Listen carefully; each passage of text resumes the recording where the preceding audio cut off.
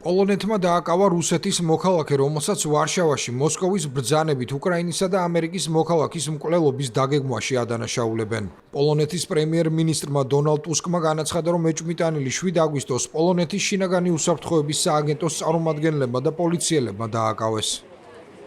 Dzięki naprawdę błyskotliwej akcji naszych służb. ჩვენი სამსახურების მართლაც ბრწყინვალე მუშაობის წყალობით შინაგანი უსაფრთხოების სააგენტომ პოლიციის დახმარებით 7 აგვისტოს დააკავა რუსეთის დაზვერვის სამსახურების მიერ დაქირავებული რუსეთის მოქალაქე, რომლის მისია იყო ვარშავაში ამერიკისა და უკრაინის მოქალაქეობის მქონე პირის მკვლელობა.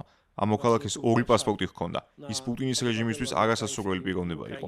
შინაგანი უსაფრთხოების სააგენტოსა და პოლიციის მიერ ბოლო წუთს მიღებული ზომების წყალობით ეს მკვლელობა და დადასტურება არ კვეთილია. Widzenia reżimu Putina i w ostatniej chwili dzięki niestety musimy სამწუხაროდ უნდა შევეგოთ იმას, რომ პუტინის რეჟიმი მსოფლიოს სხვადასხვა კუთხეში მისთვის არასასურველი პირების გაანადგურებას შეეცდება.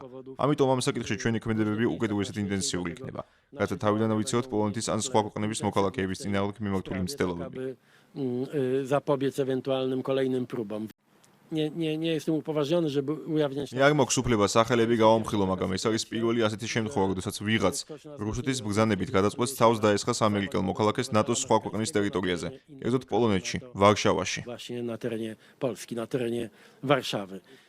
2022 წელს რუსეთის მიერ უკრაინაში სრულმასშტაბიანი შეჭრის შემდეგ პოლონეთმა მოსკოვი რამდენჯერმე დაადანაშაულა დივერსიულ აქტებში. თუმცა მოსკოვი ყოველთვის უარყოფდა ასეთ თავდასხმებში მონაწილეობას.